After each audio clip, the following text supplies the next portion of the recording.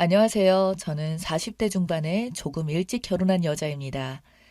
그동안 20평대 아파트에서 네 식구가 비좁게 살았다가 47평이나 되는 곳에 살게 되니 살 것 같아요. 아들만 둘인 저에겐 아들들에게 각각의 방을 줄 수 있어서 참 감격스럽더군요. 물론 상당히 빚진 덕에 살 수 있었지만 일단 삶의 질이 달라지는 것 같아서 매우 만족스럽고 뿌듯했습니다. 남편과 제가 서로 고생하면서 열심히 살아온 보람이라고 생각했어요. 기존에 있던 대부분의 살림살이는 오래되고 낡아서 버리게 되었고, 새로 다 장만하느라 돈도 꽤나 들었습니다. 거실은 넓었고, 다소 작은 사이즈의 방이 함께여서 합해서 모두 5개였어요. 시댁 식구는 시누이가 한 명 있었고 아주버니는 정기적으로 전국을 걸어 다니다가 그거를 하시기 때문에 지방에서 시누이와 함께 전세로 살고 계셨어요. 남편과 제가 그런대로 형제들 중에서는 집장만도 빨리 했고 또 잘 버는 축에 속했습니다. 그래서 원래 계시는 아주버니 대신에 알게 되어서 남편이 장남 노릇을 해왔어요. 시어머니는 오래전부터 살던 허름한 주택을 개조해서 혼자서 살고 계셨고요. 남편이 시어머니께 널찍한 집으로 이사를 간다고 말씀을 드렸었나 보더라고요. 신우가 많이 부러워했습니다. 신우이는 집장만도 하지 못했고 육아 때문에 다니던 직장도 그만두었다가 다시 최근에 알바를 시작했다고 들었습니다. 집들이 하라는 말에 이사를 한 후에 시댁 식구 다 초대해서 집들이를 했어요. 시어머니는 집을 둘러보시면서 입을 쫙 벌리시며 좋아하셨는데 신우이는 안색이 좋아 보이지 않았어요. 저는 조금 눈치가 보였습니다. 시누이가 형님 해도 아직 집장만도 못하고 남의 집살이를 하고 있는데 약간 조심스럽더군요. 저는 그렇게 집장만 해서 두 번째 집들이를 했으니까요. 그런지 몇 달이 지났을 거예요. 회사에서 일하고 있는데 시어머니에게서 전화가 걸려왔습니다. 네, 어머니, 무슨 일이세요? 내가 김치 좀 담갔는데 갖다 주려고 한다. 비번 좀 가르쳐 주겠니? 어머니, 그러지 마시고 제가 주말에 가지러 갈게요. 아니다. 내가 심심하니까 서울 바람도 쐬면서 너희 집에 가려고 한다. 그래서 별 생각도 없이 비번을 가르쳐 줬었죠. 그리고 퇴근해서 집에 왔는데 깜짝 놀랐습니다. 웬 이상한 시어머니 짐들이 여기저기 있더라고요. 어머니, 이게 다 뭐예요? 이거 내가 쓰던 부엌 살림이다. 왜 쓰던 걸 가져오셨어요? 아, 내가 여기서 잠시 쓰려고 그런다. 네? 여기에 계신다뇨? 아유, 너는 어째 사람 말귀를 못 알아듣냐? 내가 너희 집 들리겠다고 말하지 않았니? 어머니가 여기 있겠다고요? 그래서 가만히 둘러보았더니 집안에 어머니가 쓰시던 침구들과 오래된 물건들이 놓을 자리가 없어서 여기저기 정신 사납게 자리를 차지하고 있었어요. 그리고 제 서재방으로 쓰던 방에 있던 책상과 책들을 안방에 다 몰아넣으신 것 같더라고요. 딱 봐도 시어머니가 짐들을 쌓아놓으신 곳인 줄 바로 알아볼 수 있었죠. 기가 막힌 책에 시어머니가 아무렇지도 않게 그러셨어요. 내가 여기 오면서 너네 집에 살림살이가 웬만큼 다 있으니까 다 버려버릴까 했는데 그래도 다 내 손때가 묻었는데 버릴 수가 있어야 말이지. 그 말을 듣고 헬스기구를 넣어뒀던 작은 방까지 가보니 시어머니의 잡다한 물건들이 창고에 주르르 쌓여 있어서 기절초풍하겠더라고요.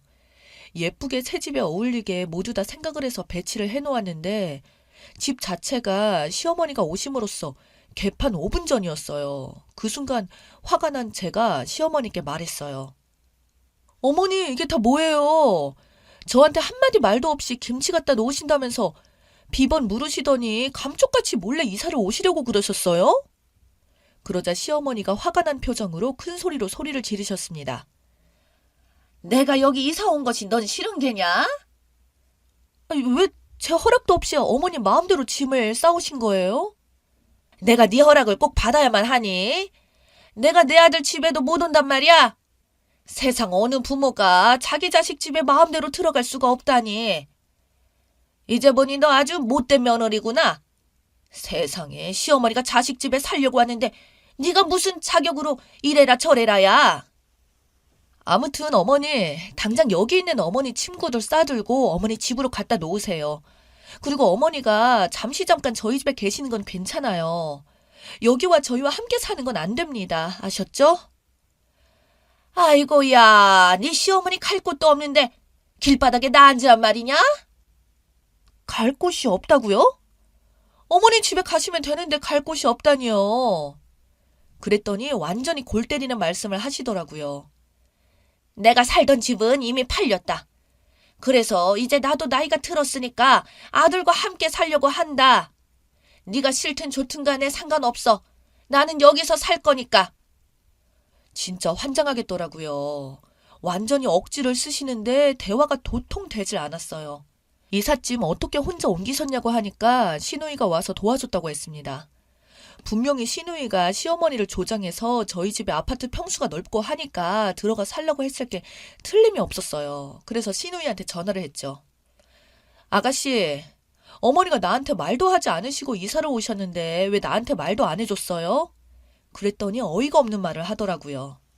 언니, 나는 엄마가 언니한테 말한 줄 알았죠. 그리고 지금 알았으면 됐지 않아요? 엄마도 언제까지 그 허름한 집에서 혼자 사시게 놔둘 건데요.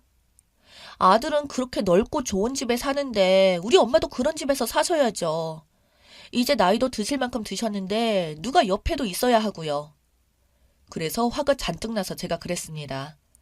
그걸 왜 말도 않고 몰래 이사를 어떻게 했냐고요. 내 말귀를 못 알아들어요? 그랬더니 오히려 시누이가 화를 내면서 말했어요. 어디다 대고 큰 소리예요, 올케 언니?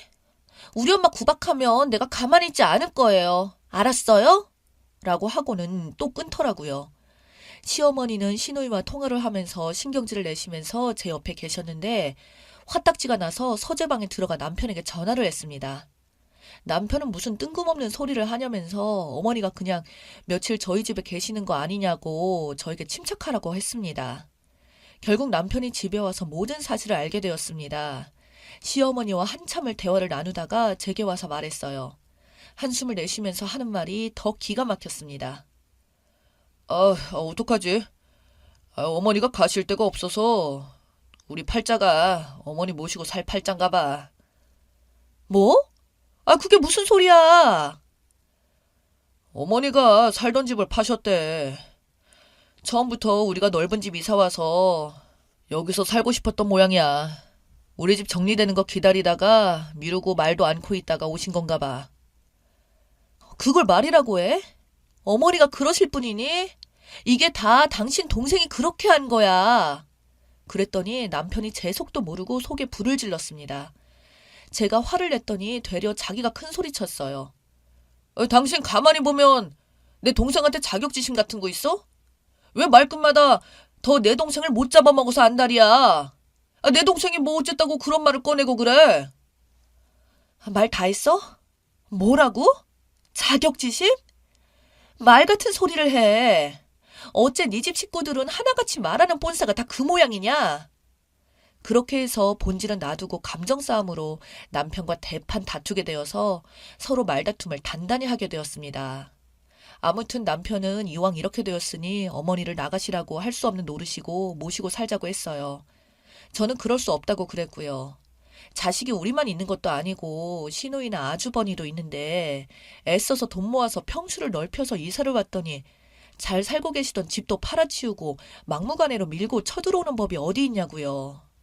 남편은 시어머니가 많이 불편하실 텐데 그만 싸우자면서 내일 다시 조용히 얘기하자면서 방을 나가버렸죠. 저는 아무래도 이대로는 회사 일이 손에 잡히지 않아서 길을 쓰고 시어머니가 살던 집을 내놓았다던 부동산 사무실로 가서 알아봤습니다. 그랬더니 시누이가 시어머니가 와서 시어머니 집을 판 돈을 시누이 계좌로 모두 다 입금했다고 시어머니가 그러셨다네요. 정말 어이가 없었어요. 그래서 당장 시누이에게 전화해서 물었더니 그러더라고요. 그거 엄마가 나 집 사라고 주신 돈이에요. 언니도 알다시피 우리가 우리 집 없이 자주 이사 다니고 있잖아요. 그런데 그걸 어떻게 알았어요? 엄마가 그랬어요? 아가씨, 그럼 그것도 저에게 숨기려고 한 거예요? 가족이잖아요, 언니. 무슨 말을 그렇게 해요? 우리 아빠가 오죽 언니가 싫어할까봐 말도 못하고 있다가 그렇게 돌아가셨어요. 엄마가 남이에요? 우리 오빠 집에 들어가 사신다는데 언니가 어쩔 건데요? 형제 중에 잘 사는 사람의 부모님을 모시는 거 당연한 거 아니에요? 누구 맘대로 함부로 당연하다고 말해요. 집을 팔았다는데 어머님은 돈이 하나도 없네요. 그렇게 어머니 집 판돈이 탐나서 그런 거 아니었어요? 어디다 함부로 어머니 집 판돈을 손을 대요? 당장에 어머니 통장에 그대로 돌려놓지 않으면 제가 가만히 안 있을 거니까 두고 봐요. 미쳤어요? 엄마가 준 돈인데 언니가 왜 이래라 저래라 해요. 그래서 저는 결단을 내렸어요. 이대로 가다가는 시누이 좋은 일만 시키는 꼴이었으니 두고 볼 순 없었어요. 그래서 집으로 돌아가서 시어머님께 잠시만 시누집을 다녀오라고 했습니다. 저녁에 친정 식구들과 못한 집들이를 할 예정이라서 잠시만 자리를 비켜달라고 하고 택시를 잡아드렸어요. 한층 부드러운 표정으로 말을 꺼내자 의심도 없이 그럼 나 갔다 오마 하며 신우집으로 가셨어요. 그러는 사이 용달차를 불러 시어머니 짐들과 물건들을 몽땅 실어서 신우집으로 보내버렸습니다. 그리고 그동안 엄마 없이 혼자 사셨던 친정아버지를 모시고 왔습니다. 비밀번호도 바꾸어 버렸고 친정아버지가 살던 집도 부동산 업체에 매물로 내놓았죠. 그동안 늘 혼자 계셔서 자주 못 가봐서 마음에 쓰였는데 이참에 모시고 살자며 시어머니 이삿짐을 보내버리자 난리 났고 시누이와 시어머니가 전화를 해대고 치를 떨었어도 신경 쓰지 않았습니다. 친정아버지의 방을 꾸며드리느라 정신이 없었거든요. 그때 모시게 되어서 딱 필요한 물건만 남겨두고 웬만한 오래된 물건들을 친정아버지 의견을 물어서 싹 다 정리했습니다. 신우 시어머니의 빗발치는 전화에 남편은 한 걸음에 회사를 일찍 퇴근하고 집에 왔고 뜻밖의 장인어른이 방 하나를 차지하고 있었죠. 그러더라고요. 장인어른이 눈 마주치더니 자네 왔는가? 내 딸이 자네가 바쁘다고 말도 하지 않고 알아서 나를 모시겠다고 했다는데 내가 참 우리 딸과 자네한테도 고맙네. 장인도 부모라면서 모시고 살자고 했다면서. 아유, 고맙네, 고마워. 남편이 저를 안방으로 데리고 와서 말을 했어요. 이게 뭐 하자는 거야? 우리 엄마는 어떻게 하고? 장인어른을 모시고 오면 어떻게 하냐고? 어머님은 아가씨가 모셔야지. 아가씨가 어머니 집을 팔게 하고 그 돈도 가져갔는데. 그럼 당연히 그래야지.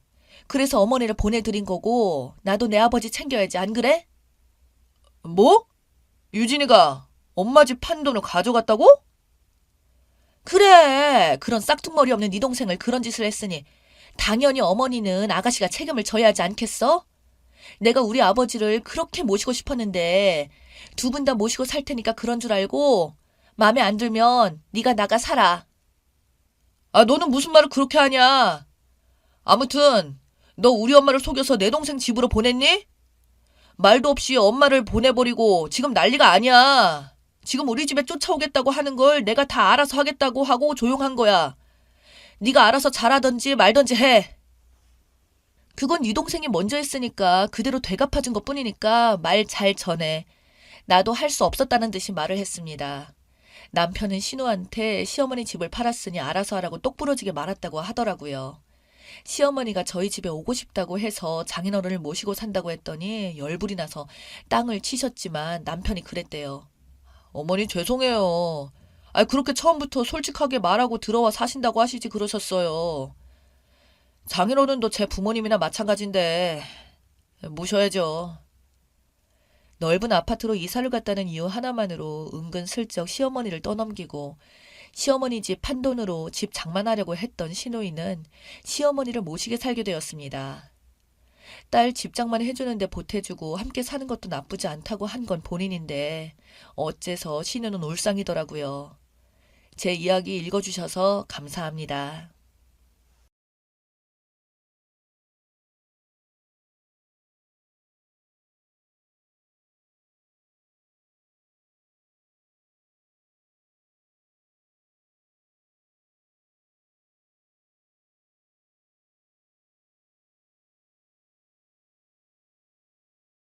안녕하세요. 이른이 넘은 할머니입니다. 제 또래 분들이 사연을 많이 보내시는데 제 이야기도 보내면 재미있을 것 같아 보내봅니다.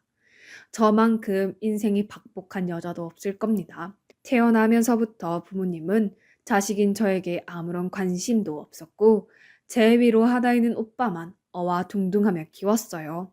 아이에게 하기에는 가혹한 폭력을 저질렀지만 제가 그에 서러워서 눈물을 흘리면 부모님은 오히려 저를 호되게 혼을 냈어요. 네가 뭘 잘했다고 울어? 겨우 그까짓 걸로 눈물을 흘려? 그리고는 오빠를 품에 안고 아이고 우리 장남 씩씩하기도 하지 라며 저를 괴롭힌 오빠를 오히려 칭찬했어요. 평생 그런 대접을 받고 살아오니 가족에 대한 정은 진작에 없었죠. 하지만 그렇다고 해도 가족에게 사랑받고 싶은 욕망이 없었던 건 아닙니다. 여자는 굳이 학교를 나오지 않아도 된다는 부모님의 강력한 의견에 저는 중학교를 졸업하자마자 고등학교는 가지도 못하고 바로 미싱 일을 하며 돈을 벌어왔어요. 애초에 저 역시 고등학교에 가고 싶은 생각은 별로 없었어서 학교에 가지 못한 건 괜찮았어요. 중학교 다니면서도 변변찮은 친구 하나 없이 늘 혼자 지냈었거든요. 고등학교 가봤자 그런 외로움이 똑같이 이어질 테니 제게 학교는 그렇게 중요한 곳이 아니었습니다. 그리고 저는 제가 빠르게 돈을 벌어온다면 부모님도 우리 딸 대단하네 라는 말을 한마디 정도는 해주실 거라는 기대가 있었어요. 그렇게 집에서 홀대를 당하고도 정신을 못 차린 거죠. 그래서 누구도 알아주지 않았지만 정말 열심히 일했고 조금이라도 돈을 더 벌 수 있는 수단이 있다면 방법을 가리지 않고 몇 푼이라도 더 손에 쥐기 위해 노력했습니다. 같은 미싱 공장에서 일하는 직원들이 쟤는 정말 독해 라면서 수군거리고 제게서 멀어지려 하고 있다는 걸 알았지만 어차피 원래 친구 같은 거 없는 인생이었으니 그리 놀랍지도 않았어요. 그러나 부모님은 제가 돈을 벌어오는 게 너무 당연한 것처럼 이야기하셨죠. 여자로 태어났으면 당연히 장남을 위해서 돈 벌어오는 게 도리다. 저는 저희 집에서 딸이 아니었습니다. 그저 장남인 오빠를 뒷받침해주기 위한 어떠한 물건 정도에 지나지 않았죠. 미싱 공장에서 일하며 처음 봉급을 타고 두근거리는 마음으로 부모님께 봉투를 드렸을 때 칭찬을 바라는 저에게 아버지가 엄한 목소리로 내뱉는 말을 듣고 저는 그때서야 저희 집에 대한 모든 기대를 버릴 수 있었어요. 그 이후에는 정말 속이 빈 채로 껍데기만 남아있는 상태로 살아가는 것 같았죠. 부모님은 제가 평소보다 돈을 조금 가져오면 이번 달은 왜 이렇게 돈이 적어? 넌 집안을 생각도 안 하니? 그러다 제가 평소보다 돈을 더 많이 가져오면 칭찬 한마디는커녕 진작 이렇게 했어야지 라며 제가 이 정도 금액의 돈을 가져오는 게 너무나 당연하다는 식으로 굴었어요.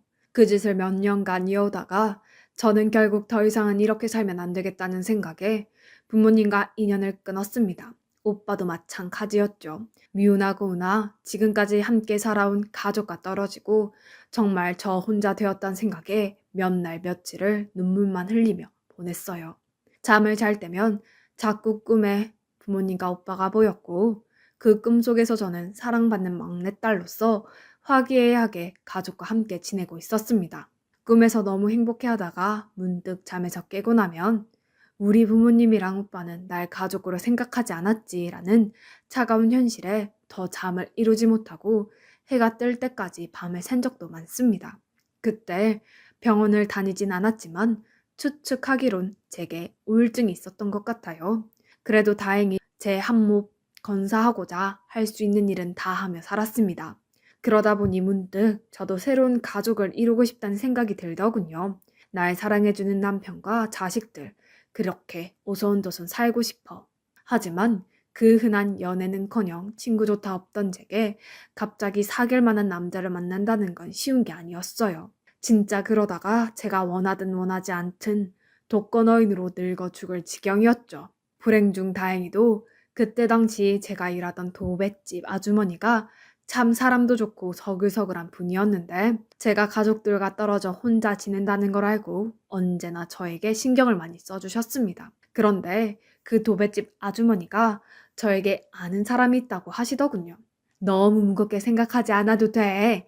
내가 우리 은결씨 정말 좋은 여자니까 남자도 하나 없이 사는 게 안타까워서 한번 만나보라고 소개시켜주는 거야. 도배집 아주머니가 선자리를 주선해준 덕분에 저는 26살의 나이에 처음으로 선짜리라는 걸 나가보게 되었어요. 지금이야 여자들이 늦게 결혼하지만 그때 당시에 저는 노처녀나 다름없었죠. 그래서 선짜리에 나가면서도 남자 쪽이 저를 마음에 들어하지 않을 거라고 생각했어요. 이미 노처녀인데다 변변찮은 가족도 없고 그렇다고 돈이 많거나 돈을 많이 벌지도 못하는 그런 여자를 그 누가 좋아하겠습니까? 게다가 선자리에서 만난 남자는 저랑은 완전 다른 사람이었어요. 돈 많고 부유한 부모님 밑에서 자라 살면서 한 번도 부족한 것 없이 자라온 그런 사람이었죠. 그래서 더더욱 이번 선자리를 인생에서 그냥 한번 좋은 경험한 거라고 생각하리라 마음 먹었습니다. 그런데 왠지 그 남자가 저를 굉장히 마음에 들어 하더군요. 자꾸 저한테 또 만나자고 하고 진지하게 교제해보자고 하고 은경 씨, 제 이상형입니다. 꼭 은경 씨와 결혼을 전제로 만나고 싶어요. 지금 생각하면 그땐 제가 참 세상 물정 모르고 순진했던 것 같습니다. 누가 봐도 모든 게 완벽해 보이고 멀쩡한 사람이 오래 한 것도 아니고 겨우 한두 번 본 사람이 마음에 든다고 하고 결혼하고 싶다고 하는 것에 있어 다른 꿍꿍이가 있을지 모른다고 의심을 해봤어야 했는데 당시 저는 그저 그런 남자가 날 좋아한다고 이야기하는 것 그 하나에만 꽂혀 있었어요. 그리고 내 팔자에 이보다 더 좋은 남자를 만나지 못할 거라고 생각했기에 저희는 금방 연인으로서 교제하게 되었고 한참 연애하다가 아이가 생겨 예상보다 일찍 결혼까지 하게 되었죠. 결혼하면서도 이상했던 점이 하나 있긴 했어요. 만약 제가 저희 남편 씨 부모님이라면 저를 며느리로 인정하고 싶지 않았을 것 같거든요. 부유한 시댁과는 달리 저는 가진 것도 없고 친정가족이 살아있다고 해도 연을 끊었으니 사실상 천혜의 고아나 다름없는 여자를 며느리로 맞이하고 싶은 집안이 어디 있겠습니까? 보통 자기들이랑 비슷한 형편을 갖고 있는 집안이랑 결혼을 시키고 싶어 하잖아요. 그런데 저희 시부모님은 제가 애가 생겨서 준비도 되지 않은 상황에서 남편과 함께 결혼하겠다고 찾아뵈었을 때 정말 쌍수 들고 환영했습니다. 물론 다른 좋은 이유가 있어서 그랬을 가능성도 없진 않았겠죠. 그러나 남편과 살게 되면서 저는 남편이 절 한눈에 마음이 들었다고 하는 행동, 그리고 생각지 못한 애가 생겨서 온갖 멸시와 비난을 받을 걸 각오하고 시부모님께 인사를 드렸을 때 시부모님이 얼른 결혼해라. 우리가 빨리 식장 잡아주마. 라며 마치 제가 도망가기라도 할 것 마냥 서둘러서 결혼시키려는 시부모님 행동이 절대 좋은 의도에서 나오지 않았다는 걸 알 수밖에 없었죠. 당신 이 반찬 어제도 내왔잖아. 대체 어느 집 가정주부가 같은 반찬을 이틀 영속으로 내놔? 앞서 말했듯이 부유한 집안에서 자란 남편은 자기 손으로 해본 일이 하나도 없었습니다. 늘 시부모님 돈으로 용돈을 받으며 살았고 어떤 이유인지 몰라도 사업을 해보겠답시고 이것저것 알아보다가 시부모님이 지원해준 돈까지 쫄딱 말아먹은 경험이 있었죠. 사귈 당시에는 몰랐어요. 저는 그때 남편이 무슨 일 하는지 물어보지 않았고 남편 역시 본인이 그걸 알리지 않았습니다. 저는 그냥 시부모님이 잘 사니까 남편도 어느 정도 능력이 있겠구나라고 막연히 생각했죠. 그래서 설마 남편이 30이 훌쩍 넘는 나이까지 일 한 번 안 해봤을 줄은 꿈에도 생각지 못했어요. 말이 가정부지 저는 집안 살림뿐만 아니라 바깥일까지 함께 신경 써야 했습니다. 시부모님이 생활비로 쓰라고 남편에게 돈을 주긴 했지만 남편이 그 돈을 자기 혼자 다 써버리는 통에 저는 그 돈에 해왔던 도배를 이어오면서 생활비를 버는 수밖에 없었어요. 당연한 이야기지만 낳은 자식들도 제가 다 돌봤습니다. 당신 집에 있으니까 나 일 나갔을 때 애들 좀 봐줘요. 제가 아무리 남편에게 이렇게 얘기해도 남편은 한 번도 애들을 제대로 돌보지 않았어요. 말 그대로 환장하겠더라고요. 24시간 중에 자는 시간 빼고는 쉴 시간이 한 번도 없었습니다. 그럼에도 아이들이 어릴 때 중간중간에 깨고 칭얼거리는 통에 잠조차 제대로 못 잤어요. 저는 그 누구보다 치열하게 사는데 남편은 돈 없으면 자기 부모님한테 연락해서 돈 달라 그러고 매일같이 술 퍼마시고 다니면서 새벽 늦게 들어오고 그런 거를 몇 년을 보니까 아무리 저라고 해도 도저히 참을 수가 없었습니다. 하지만 이 문제에 대해 얘기라도 하려고 들면 어디 하늘 같은 남편한테 소리를 질러? 하며 남편은 제게 손을 들어 올리려 했어요. 그 폭력성은 아이들에게도 이어지려고 했기 때문에 저는 혹여나 아이들이 남편에게 맞을까봐 서럽고 힘들고 화나는 일이 있어도 그저 속으로 삭히기만 해야 했어요. 내가 무너지면 우리 애들까지 힘들어져. 그러니까 내가 잘 버텨야 해. 정말 자식들이 아니었다면 저는 결혼한 지 한두 달 만에 이미 미쳐버리고 말았을 겁니다. 방긋방긋 웃으며 엄마를 부르는 자식들을 보면서 이 힘든 생활들을 견뎠어요. 제 자식들이 무슨 죄가 있겠습니까? 이 세상에 태어난 이상 엄마로서 아이들에게 해줄 수 있는 건 다 해주고 싶었죠. 그리고 망나니 같은 남편의 횡포로부터도 지켜주고 싶었고요. 정말 이를 악물고 살았어요.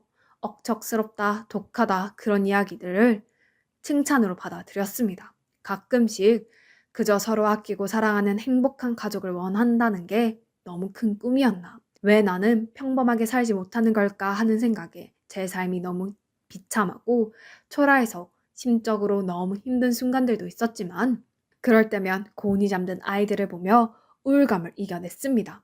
그러다가 제가 남편과 처음으로 이혼을 결심한 때가 오고 말았죠. 지금은 아닐지 몰라도 제가 젊었을 적엔 이혼이라는 것이 그렇게 쉽게 행해지는 게 아니었어요. 사람들도 이혼에 대해 그리 좋지 않게 생각했고요. 그래서 저도 남편으로부터 그런 온갖 수모를 당하면서도 이혼을 고려해 본 적이 없었습니다. 그러나 남편이 제가 아닌 다른 여자를 만나면서 돈을 쓰고 다니고 심지어는 도박까지도 한다는 사실을 접했을 때 아무리 세상에 좋지 못한 편견을 갖고 저와 제 아이들을 본다고 할지라도 이런 남자와는 꼭 이혼을 해야겠다는 생각을 했죠. 난 더 이상 당신이랑 이렇게 못 살겠어. 그러니 우리 이혼하자.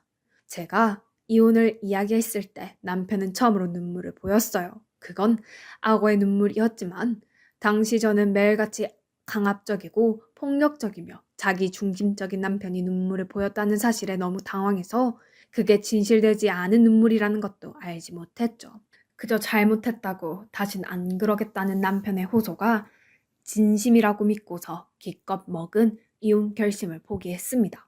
이유는 예상하셨겠지만 남편은 한두 달 바짝 정신을 차린 척 새 사람이 된 척했고 그 이후에는 다시 예전의 남편 모습 그대로 돌아가서 다시 집안일에는 하등 신경 쓰지도 않고 일을 하지도 않고 그 많은 시부모님 재산을 쏙쏙 빼먹으며 자기 좋을 것만 즐기는 한량으로 살았습니다. 저는 그럴 때면 그래 조금 더 지나면 정신 차릴 거야 라며 남편이 흘린 눈물에 신락 같은 희망을 걸고 남편이 진정으로 정신 차리기를 바랄 수밖에 없었습니다. 물론 당연히 그런 날은 없었고요. 제게 있는 새 자식들이 다 커서 결혼할 때까지도요. 자식들이 제 유일한 삶의 이유였습니다. 부족한 형편에서 애들 하고 싶은 것만큼은 다 해주고 싶었어요. 물론 그럼에도 마음가짐처럼 되지 않는 날들이 많아 제 자신은 제가 참 부족한 엄마라고 생각합니다. 하지만 그런 절 사랑하고 따르는 자식들 덕분에 몇십 년의 그 지옥 같은 생활을 견딜 수 있었어요. 첫째 아들과 둘째 딸의 결혼을 진행하고 몇 년 뒤 마지막으로 막내 아들 결혼식장에 들어서는데 정말 수도꼭지를 틀어놓은 것처럼 눈물이 나더라고요. 내 아이들이 좋은 짝 만나서 행복한 가정을 이루게 되었다는 것에 대한 기쁨의 눈물도 있었지만 그간 고생하면서 3명의 자식을 키워온 제 세월이 주마등처럼 스쳐 지나갔다는 것도 이유가 되었습니다. 제가 여기까지 버틸 수 있었다는 게 믿어지지가 않더군요.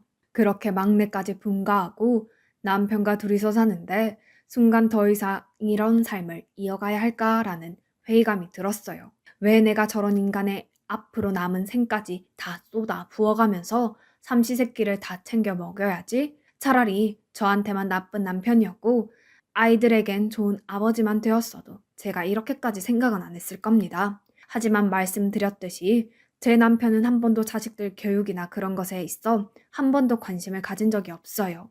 애초에 어릴 때 식사 챙겨주는 것조차 제대로 한번 해본 적이 없는데 그런 사람을 아버지라고 부를 수 있을까요? 이른이 넘은 나이에 냉정하게 봐서 앞으로 살아갈 날보다는 죽을 날이 더 가깝지만 얼마 안 남은 생이 남아 조금 더 자유롭게 살고 싶었습니다. 나이 먹고 이런 말 하기는 그렇지만 한 마리의 어여쁜 나비가 되어서 여기저기 날아다니고 싶었어요. 봄날에는 꽃내음을 맡고 싶었고 여름에는 시원한 계곡 물소리를 듣고 싶었고 가을에는 낙엽을 밟고 싶었습니다. 겨울엔 아무 생각 없이 한방눈을 보고도 싶었어요. 남들에게는 사소할지 모르는 소소한 행복들이 제 인생에는 없었습니다.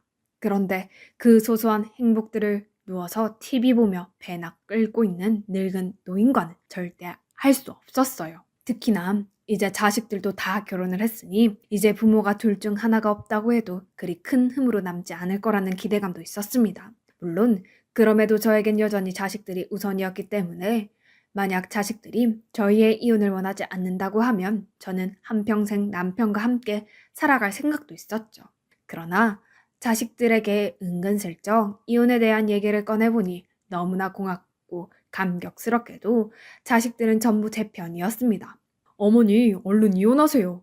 사실 전 어머니가 저희 어렸을 때부터 아버지랑 이혼하시길 바랬어요. 그동안 어머니 혼자 저희 키우느라 너무 고생하셨잖아요. 맞아요. 더 이상 어머니가 힘들어하며 아버지를 견딜 필요가 없어요. 어머니도 얼른 이혼하고 어머니 인생 사셔야죠. 자식들의 응원에 힘입어 저는 남편에게 이혼 이야기를 꺼냈습니다. 이제 자식들도 다 컸고 결혼해서 지가정 꾸렸으니까 더 이상 당신이랑 내가 같이 살 이유가 없다라고 말이죠. 그런데 참 어처구니 없게도 남편이 그 말을 듣더니 제게 손을 들더군요. 이제 빼먹을 시부모님 재산도 없고 남편도 늙어 꽤 힘이 없는데 자존심은 남아있는지 또 여자 타령을 하면서 말까지 함부로 하는 남편을 보며 이제 정말 이건 아니다 싶었습니다. 그래서 저는 손을 드는 남편에게 또 나를 때린다면 지금 이 자리에서 경찰에 신고할 거예요. 참고로 우리 애들도 당신이 그동안 나 때리고 그런 거 다 알고 있고 앞으로 무슨 일을 함에 있어서도 다 내 편 되어준다고 했으니까 당신도 그리 쉽게 넘어갈 순 없을 거예요. 라며 경고했습니다. 그랬더니 그 말은 진심으로 들렸는지 혼자 궁시렁궁시렁대며 남편이 방으로 들어가더군요. 그 이후로 저는 남편을 집에서 마주칠 때마다 이혼을 하고 싶다고 이야기했습니다. 몇 번을 그렇게 이야기하니까 남편도 이제 자기가 강압적으로 이혼을 막을 수도 없는 상황이고 내가 진심으로 이혼을 원한다고 생각했는지 어느 날 갑자기 제게 편지를 한 통 써서 주더군요. 사랑하는 여보. 첫 줄부터 어처구니가 없었죠. 하지만 무슨 내용이 쓰여있나 궁금하긴 해서 읽어보니 가관도 그런 가관이 없더라고요. 아마 며칠 동안 남편은 이리저리 계산기를 두드려 봤을 겁니다. 이혼했을 때 자기가 얼마나 손해인지요. 그리고 이혼을 하지 않는 것보다 이혼했을 때 손해가 크니까 이런 식으로라도 제 마음을 돌려보려고 하는 것이 틀림없었어요. 그동안 내가 당신한테 너무 무심한 남편이었지. 미안해요. 사실 마음속으론 당신을 정말 사랑하고 아끼고 있는데 내가 워낙 무뚝뚝한 성정이라 그런지 당신에게 느끼고는 있는데 사랑을 제대로 표현하는 방법을 알지 못했어. 우리 애들이 이렇게까지 훌륭하게 커서 새로운 가족을 꾸릴 수 있었던 것에는 당신의 공이 너무 커. 그리고 당신이 이렇게 고생할 동안 내가 좋은 남편이 되어주지 못해서 미안해. 앞으로 남은 생이나마 당신 곁에서 훌륭한 동반자가 되고 싶어. 이런 날 한 번만 용서해준다면 절대로 후회하는 일 없도록 해줄게. 제가 젊었을 때면 이 편지를 읽고서 정말 남편이 반성했구나라는 생각에 감동했을 겁니다. 실제로 젊은 적에도 이혼하려 했을 때 남편이 눈물을 보이며 사과를 한 덕에 제가 이혼을 모르고 지금까지 살아왔던 거니까요. 그러나 저도 나이가 70이 넘었습니다. 사람에 대해 알 만큼 다 알고 특히나 오랜 기간 남편과 살아왔는데 남편이란 사람을 제가 모르겠습니까? 딱 봐도 지금 이혼하자고 하니 순간을 모면하기 위한 거짓된 편지였어요. 이제 이런 눈 가리고 아웅하는 식의 편지에 속아 넘어갈 정도로 제가 순진하지도 않았고 이미 남편에 대해 알 거 다 아는 이상 제 마음은 편하지 않았습니다. 저는 남편이 있는 방으로 들어가서 편지를 내팽개쳤어요. 그리고 그 앞에 침을 뱉었죠. 그런 사탕 발린 말에 속아 넘어가지 않으니까 이런 편지 쓸 시간에 이혼 서류나 작성해요. 저는 솔직히 그렇게까지 했으면 바로 이혼 서류를 작성하든 아니면 화를 내든 둘 중 하나는 할 줄 알았는데 그런데 대체 무슨 생각인지 남편을 일주일 넘게 저를 쫓아다니며 자기가 미안하다고 정말 다신 안 그러겠다고 사정을 하더군요. 이미 이혼에 대해 확고한 결심을 갖춘 저로서는 왜 이 사람이 이렇게까지 하나 싶을 생각이 들 만큼이요. 제가 장 보고 들어오면 현관문 앞에서 무릎을 꿇고 앉은 채로 눈물을 뚝뚝 흘리고 있기도 했고, 그때 지워줬던 것과 같은 편지를 정말 매일 한 톤씩 써서 제게 주는데, 제가 만약 조금은 젊었더라면 저런 행동에 이 사람이 정말 이번엔 정신 차렸나 보다 하고 한 번 더 믿어줄 수도 있을 법했습니다. 계속 이런 남편의 행동을 보다가는 정말 이대로 아무것도 못하고 어영부영 결혼 생활을 계속할 것 같아서 저는 결국 제가 먼저 이혼 서류를 작성한 뒤 남편에게 그 서류를 보여줬습니다. 당신 계속해서 이런 수작 부릴 시간에 빨리 이혼 서류 작성해서 달라니까요. 나 이제 더 이상 당신이랑 살 생각 없고 애들 도움받아서 내 인생 살아갈 거예요. 이미 나는 젊은 시절에 당신한테 기회를 한 번 줬는데 그걸 차버린 건 당신이에요. 남편은 저를 바보로 하는 게 틀림없습니다. 젊은 시절 제가 한번 넘어가줬다고 해서 그 방법이 또 먹힐 줄 알고 이러는 것 같았는데 정말 그 어떤 상황이 생겨도 흔들리지 않을 자신이 있던 저는 그 어느 때보다도 차가운 눈으로 남편을 바라보았습니다. 그랬더니 남편도 이제 이런 방법이 더 먹히지 않는다는 걸 알았는지 방금 전까지 글썽이던 눈물은 어디 가고 표독스러운 얼굴로 변해서는 이 방울망구가 라고 소리를 지르며 때리더군요. 혹시나 몰라서 핸드폰을 챙겨 남편이 있던 방에 들어왔던 저는 바로 112를 불러 경찰에 신고하고 자식들에게도 연락을 돌렸습니다. 남편은 설마 제가 경찰에 자식들까지 다 부를 줄은 몰랐는지 어버버 하면서 어떻게든 저를 말리려 했지만 이미 연락이 들어간 상황이었기에 얼마 지나지 않아 새 자식과 경찰들이 저희 집에 몰려왔죠. 자식들은 절 대신해서 경찰들에게 그동안 제가 남편에게 당해온 것을 이야기했고 저는 경찰들의 보호 아래서 큰 아들 집으로 갈 수 있었습니다. 지금도 현재 큰 아들 집에서 묵고 있는데 너무 다행스럽게도 며느리가 제가 있는 걸 아무렇지 않아 하고 오히려 제가 그동안 남편에게 당한 것들을 듣더니 원하시는 만큼 여기 있어도 된다며 편의를 많이 봐줘서 조금 마음 편히 지내고 있는 상황이에요. 며느리에게 이런 못난 모습을 보여주는 것 자체가 창피했지만 뭐 어쩌겠습니까. 이미 엎어진 물인데 체면이고 뭐고 남편과 이혼이 먼저였거든요.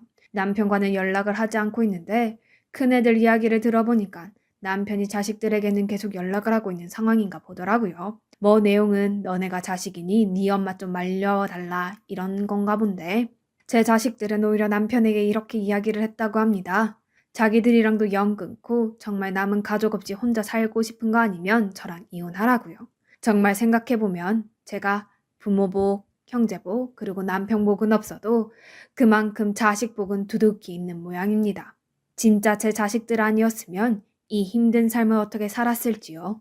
얼마 전에 큰아들이 만약에 남편이 계속해서 이혼을 해주지 않는다면 그때는 소송으로 가는 게 좋을 것 같다고 이야기를 하더군요. 그리고 자기가 아는 변호사가 있으니까 그 변호사 통해서 상담 받아보면 충분히 방법이 나올 거라고 저한테 너무 걱정하지 말라고 해줬습니다. 솔직히 제가 그동안 남편에게 당한 것은 많지만 소송까지 가고 싶진 않아요. 그래도 어찌됐던 제 남편이자 자식들 아버지로 살아온 사람인데 그런 최악의 결말을 맞이하고 싶지는 않습니다.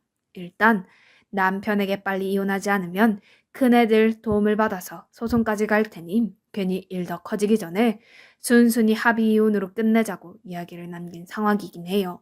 바로 빨리 모든 것들이 정리되어서 저도 이런 삶은 정산하고 앞으로 남은 생은 조금 편하게 살고 싶습니다.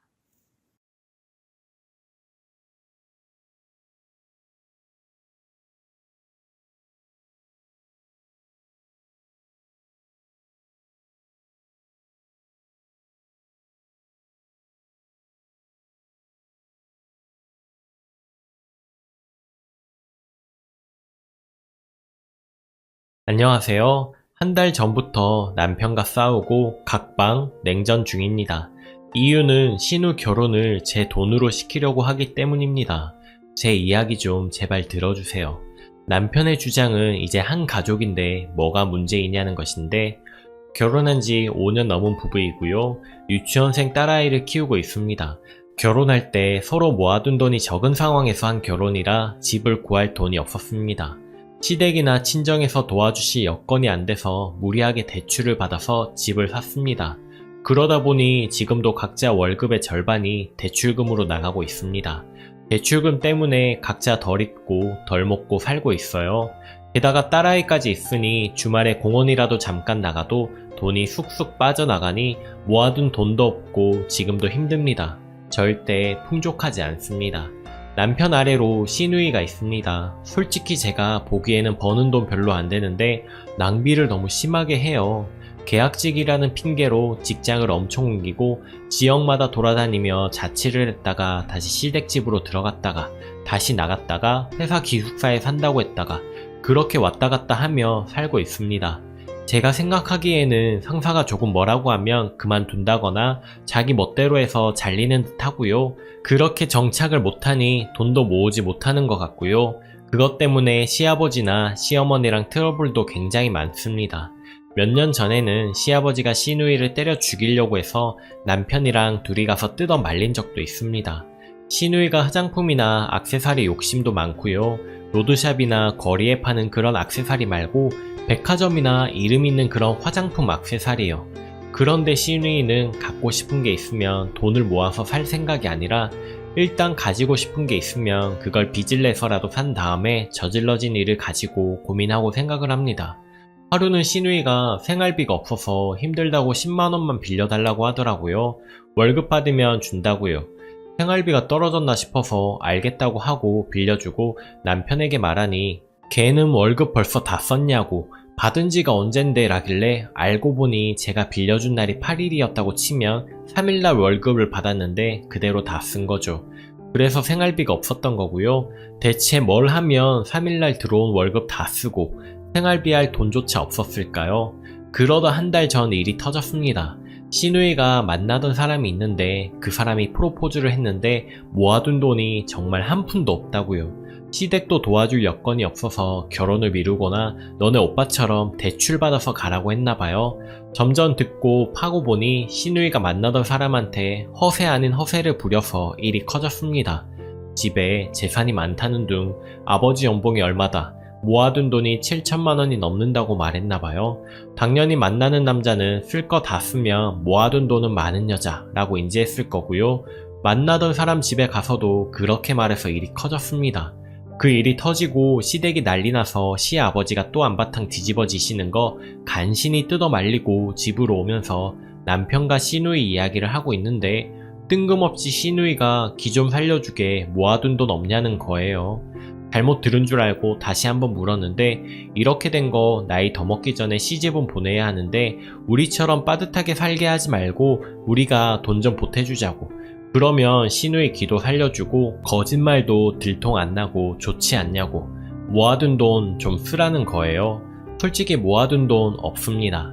딸아이 키우랴 대출금 갚으랴 돈을 모으려고 해도 모을 수가 없는 상황인데 모아둔 돈이 없냐고 물어서 코웃음 치면서 그럼 당신은 모아둔 돈 없냐니까 자기는 없대요. 그때부터 차 세워두고 말싸움이 커졌습니다.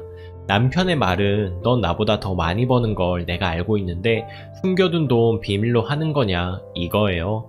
제가 통장이고 뭐고 다 꺼내서 봐보라고. 적금이나 저금 통장 있으면 그거 다 시누이 주겠다고 조사해보라고 해도 시누이 안 도와주려고 숨겨둔 돈 안 꺼내는 여자가 됐습니다. 그 다음부터는 남편이랑은 말도 안 섞었고요. 시어머니가 전화 오셔서 한 번만 시누이 도와주면 안 되냐고. 남편에게 들었다는데 대체 뭘 들었다는 건지 모아둔 돈 주기 싫으면 친정에다가 살짝 거짓말 보태 말하면 안 되냐고 말씀하시는데 바쁘다고 끊었습니다. 시아버지는 어디에 돈 빌려서 시누이 결혼시킬 생각 하나도 없으세요. 자기가 그렇게 산 거 누구한테 보상해달라고 하는 거냐고 냅두라고 하십니다. 시어머니는 어디 돈 빌릴 곳 없나 쩔쩔매시고요. 시누이도 한 번만 도와달라고 결혼하고 싶다고 하는데 너무 화가 나서 욱해서 한마디 했습니다. 모아둔 돈이 없는데 땅을 파면 돈이 나오는 것도 아니고 어쩌려고 거짓말을 했냐고. 거짓말한 걸 밝히던지 대출을 받아서 거짓말을 숨기던지 자초한 일이라고 했는데 바로 정색하면서 대출은 절대 안 된다고 하던데 그렇게 화까지 내면서 말하는 게 수상해서 지식인 같은 곳에 물어봤는데 아마 대출을 이미 받았는데 갚지 못해서 신용 등급이 낮거나 전에 받은 대출금 때문에 대출을 또 받을 수 없다는 상황이냐는 답글이 달렸는데 그런 거 같기도 하고 그래요. 제가 왜 시누이 결혼하는데 친정에 말해가며 돈을 빌려서라도 시누이 결혼을 시켜야 하죠? 시댁만 가면 시누이는 저에게 여자가 손이나 팔에 아무것도 치장하고 다니지 않으면 얕본다고 하는 사람이 누군데, 솔직히 꼴보기 싫고 어이가 없고 속이 뒤틀립니다. 있어도 주기 싫은데 없는 돈 가지고 사람 닥달하니 너무 스트레스 받습니다. 추가합니다. 집, 회사에서 댓글 달리는 거 계속 확인했는데 제가 정상이더군요. 물론 제가 정상이라는 것은 알았지만 하도 시댁 식구들이 저한테 다 사정사정을 하니 제가 냉혈한 인간인가 잠시 저를 의심했었습니다. 많은 분들이 욕해주셔서 속 시원했습니다. 시아버지께 말씀드리는 방법을 생각 못한 것은 아니지만 시아버지가 워낙 불같은 성격이시라 정말 시어머니도 죽이려 드실 것 같아서 무서워서 말씀을 못 드렸습니다. 하지만 말씀드릴 생각입니다. 하나부터 열까지 다 말씀드릴 생각이고요. 시누이 역시 사기 결혼이니 여기서 더 망신당하고 싶지 않음 결혼도 막을 생각이고요. 아직 뭐라 말씀드릴지는 생각하진 않았어요. 생각 정리되는 대로 말씀드릴 거고 그때 어떻게 됐는지 남길게요. 남편이 담보로 해서 대출 받을 수 있으니 관리 잘하라는 남편이 아마 대출 받아줄 거라는 댓글도 봤습니다. 대출을 만약에 이미 받은 거라면 저는 확실히 이혼할 거고요. 아직 거기까지 진행되지 않은 상태라면 솔직히 저도 잘 모르겠습니다. 당연히 사단이 나더라도 따라다니면서 말리겠지요. 시아버님께 말씀드리는 게 우선일 것 같습니다. 혼자 뭐라 말해야 할지 정리해서 결국에는 시아버지께 말씀을 드렸습니다. 시댁이나 친정은 저희가 얼마나 아끼며 살고 지금도 아등바등 살고 있는지 잘 모르셨는데 시아버지께 말하면서 우리 형편을 이러이러하다고 솔직히 말씀을 드렸습니다. 그동안은 괜히 안쓰러워하시거나 미안해하실까봐 제대로 말씀드린 적이 없었거든요. 그날 밤 집안이 난리가 났습니다.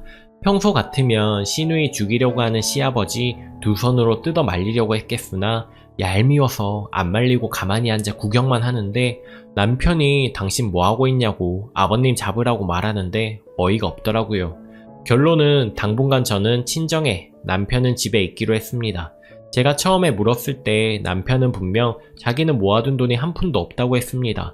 그러나 어이없게도 알고 보니 모아둔 돈은 꽤 있었습니다. 어느 틈에 그렇게 모아놨는지 의문일 정도로 말이죠. 배신감마저 들더라고요. 자기도 돈을 모았으니 저도 모은 돈이 상당할 것이라고 생각하고 자기 돈 시누한테 쓰기 아까워서 없다고 거짓말하고 제 돈 쓰려고 했던 겁니다. 보물창고 마냥 제가 모르는 통장도 따로 있었고 피 섞인 지 동생한테 지 돈 주기 아까우면서 피는 한 방울도 안 섞인 제 돈은 어땠을지 생각을 안 해봤나봐요. 시아버지는 그렇게 딸 결혼시키고 싶으면 나가서 둘이 살으라고, 나는 도저히 애의 허풍은 못 들어주겠다고 자식 새끼 아니라고 엄청 화를 내셨고요. 시어머니는 무조건 잘못했다고 하시더라고요. 시누이도 역시 마찬가지고요. 시아버지는 시누이와 결혼 약속했던 남자 번호 달라고 옥신각신하다가 결국 번호를 줬는데 그때도 정신 못 차렸는지 아무 말도 하지 말라고 빌더라고요. 시아버지께 대충 들어보니 연락이 닿으면 만날 약속을 하고 결혼은 양심상 절대 못 시키겠다고 말할 것이라고 하더라고요. 시누이가 허풍 떤 재산이 많다는 둥, 아버지 직업이 좋다는 둥 하는 그런 소리가 걸리니 말이죠. 호란이 있고 나서 다음날 출근 중에 시어머니께 전화 오셨더라고요. 자기 딸내미 잘 되는 꼴이 그렇게 못 볼 꼴이었냐고 따지시더라고요. 그러면서 저한테 마음을 곱게 써야 네 자식들도 따라간다고, 누가 누구 보고 할 말이신지 할 말은 많았지만 내내 하고 끊었습니다. 속은 시원하네요. 시아버지는 시댁일이라 말하기 힘들었을 텐데 말해줘서 오히려 고맙다고, 똑똑한 며느리 둔 것 같다고 자랑스러워 하셔서 오히려 기분이 더 좋습니다. 그리고 이것이 사기 결혼으로 이어져도 시누이한테나 시댁한테나 불행 아닌가요? 그렇게 생각하면 제가 꼭 시누를 해하려고 한 행동만은 아닌데 하나는 알고 둘은 모르는 사람들이니 한편으로는 답답합니다. 추가합니다. 이혼이 현실적으로 쉬운 건 아니잖아요. 여러 가지 절차도 있을 뿐더러 아이가 있으면 더욱더 하기 힘들어지는 게 이혼입니다. 게다가 아이가 나이가 어리면 어릴수록 양육권도 그렇고 법적으로도 그렇고 힘들잖아요. 그렇기 때문에 당분간 떨어져 있으려고 딸애와 친정에 올라온 겁니다. 그리고 고작 시누이 때문에 제 인생 마치고 이혼부터 하고 싶지는 않았습니다. 남편의 통장이 따로 있었던 것을 안 것은 시아버지가 시어머니와 시누이에게 니네는 없는 돈 왜 며느리한테 만들어 오라고 하냐 라고 말씀하시던 도중에 남편에게도 불똥이 튀었습니다. 넌 모아둔 돈도 없으면서 마누라 보고 돈 내놓으라고 하냐고 하자 자존심이 상했는지 얼떨결에 말해버린 것이고요. 모은 돈도 1,000만 원 조금 넘게 있어서 제 입장에서는 너무 놀랐습니다. 다시 살게 돼도 이 일은 두고두고 기억에 남을 것 같아서 신뢰감을 많이 잃은 게 사실이고요. 그렇게 친정에서 연락 두절하고 생각을 정리하고 있는데 남편에게 연락이 왔습니다. 미안하다고. 그동안 속인 것도 동생만 챙긴 것도 사실 누구보다 남편이 잘못했지만 그렇게 사과할 줄은 몰라 조금은 당황스러웠습니다. 하지만 냉정함을 되찾고 네가 제일 문제다. 비열하고 너만 아는 인간이다라며 욕을 한바탕 퍼부었습니다. 가정을 이루면 진짜 가족은 나인데 나를 이용해 동생을 챙기려 했냐고 했더니 아무 말도 못하더라고요. 결국 다시는 안 그러겠다는 각서와 녹음본을 받아낸 후 다시 집으로 왔습니다.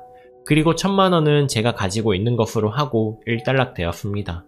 뭐 그렇다고 제가 그 1,000만 원을 저한테 쓰겠냐마는 일종의 사과의 액션으로 심리적인 보상을 받고 싶어서 달라고 했더니 순순히 주더라고요. 이혼이 무섭기는 했나봐요. 정작 저는 이혼까지는 생각 안 했는데 그리고 신우는 결국 결혼이 파토나고 지금 입 대빨 나와서 저랑 눈도 안 마주치는 중입니다. 그러니 저도 머리 아픈 일 없고 오히려 살만 나는데요. 제가 한 남자 인생을 구했다고 생각하려고요. 이걸 계기로 신우가 정신 차리고 돈이라도 좀 모았으면 좋겠네요. 인생 선배로서의 바람입니다. 함께 고민해주시고 제 이야기 들어주신 분들 모두 감사드립니다. 오늘도 낭만캐스터를 시청해주셔서 감사합니다. 매일 오전 9시 더 재미있고 다양한 사연으로 다시 찾아뵐게요. 오늘도 행복한 하루 보내세요.